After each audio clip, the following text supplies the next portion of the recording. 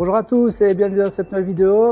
Alors, on débute 2026 avec un nouveau projet, c'est-à-dire l'aménagement de ma miellerie. Et pour ce faire, je vais déjà réaliser la porte extérieure. Donc, je vais remplacer ma porte de garage existante qui est cassée depuis maintenant plusieurs mois. Je vais également faire du bardage à l'extérieur, une porte intérieure avec Nico qui revient faire un stage. On va filmer d'ailleurs ce stage avec une porte assez sympa. Et comme je suis occupé à fabriquer cette porte, j'étais en train de me dire que c'était peut-être intéressant de vous expliquer comment stocker vos bois pendant que vous allez commencer un projet. Alors pourquoi est-ce que j'ai eu cette idée? Tout simplement parce que en cette période, j'ai beaucoup de questions, que ce soit dans ma formation en ligne ou en message privé, me demandant comment stocker les bois quand on a un atelier qui n'est pas chauffé, etc. Alors la question, elle est relativement simple et dans le même temps, elle est très vaste puisque tout va dépendre en fait de comment est-ce que vous avez acheté votre pièce de bois et quelle est la destination finale finalement de vos pièces de bois.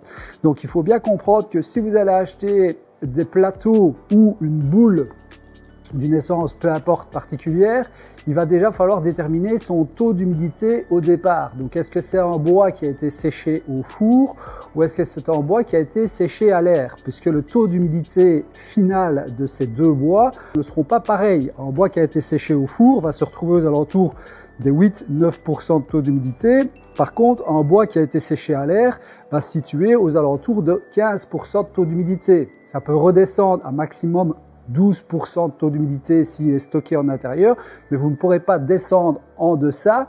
Pourquoi? Parce que l'eau liée qui se trouve dans vos pièces de bois ne pourra pas s'évacuer sans avoir un apport de chaleur important. Voilà pourquoi on sèche nos bois au four lorsqu'ils sont destinés à l'intérieur. Alors ici, comme moi je suis occupé à faire une porte extérieure, eh bien je vais devoir faire attention au taux d'humidité de mes pièces de bois, mais également à conserver ce taux d'humidité idéal par rapport à son utilisation. Donc moi ici j'ai un bois qui est aux alentours de 15% de taux d'humidité. Vous allez voir, j'ai pris des mesures et une fois que j'ai corroyé mes pièces de bois, il faut évidemment que je conserve ce taux d'humidité et éviter qu'il ne descende de trop. Pourquoi? Parce que quand je vais mettre ma porte en place, il risquerait de reprendre beaucoup trop d'humidité d'un coup et donc il va gonfler et ma porte ne pourra plus s'ouvrir ou se fermer correctement.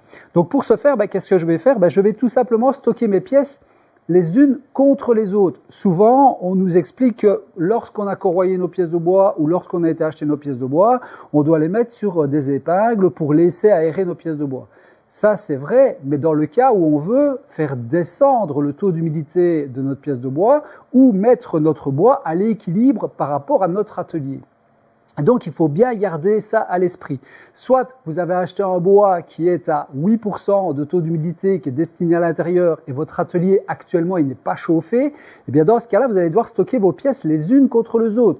Donc même votre bois brut comme ceci, il faut le stocker les unes contre les autres et non pas avec des épingles comme ceci. Je l'ai fait exprès de le mettre sur des épingles parce qu'on va très vite s'apercevoir que dans 72 heures ou dans 72 heures pour les Français, eh bien le taux d'humidité va tout doucement descendre et se mettre à l'équilibre par rapport à mon atelier. Moi, c'est pas du tout ce que je cherche. Moi, ce que je cherche, c'est de conserver le taux d'humidité initial le plus longtemps possible, c'est-à-dire 15%, puisque c'est la fourchette centrale entre 18% de taux d'humidité, voire 20% de taux d'humidité lorsqu'il va arriver à saturation et 12% de taux d'humidité pour les parties les plus basses, par exemple lorsqu'on va être en période estivale où on va avoir principalement du soleil et pas de pluie. Et donc il faut vraiment que je me trouve au milieu de cette fourchette tout le long de la fabrication de mon projet, puisque c'est une porte qui est destinée à l'extérieur. Donc bien garder ça à l'esprit.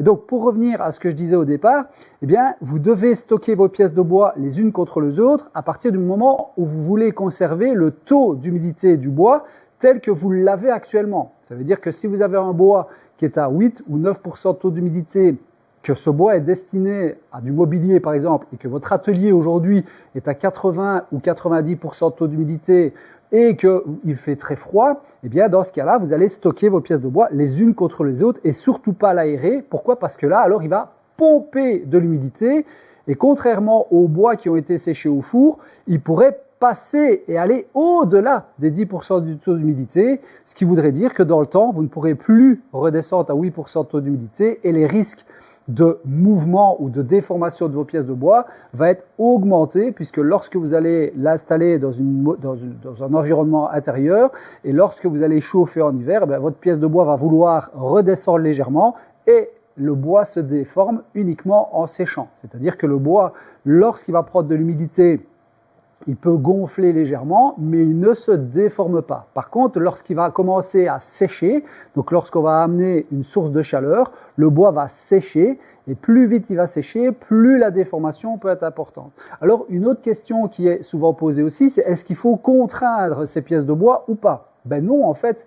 Donc, c'est-à-dire que si vous prenez vos pièces de bois et que vous les bloquez les unes contre les autres, alors c'est très bien, elles vont vous sembler nickel, mais dès que vous allez les relâcher, ben en fait, elles vont se redéformer telles qu'elles devaient être déformées. D'où l'importance de sélectionner correctement vos pièces de bois dès le départ, c'est-à-dire lorsque vous êtes chez le scieur ou chez votre vendeur, ben regardez la déformation initiale de votre pièce de bois en sachant qu'il y a 9 chances sur 10 que cette déformation réapparaisse même après dégauchissage et rabotage, surtout si le taux d'humidité est plus important que la destination finale de votre pièce de bois.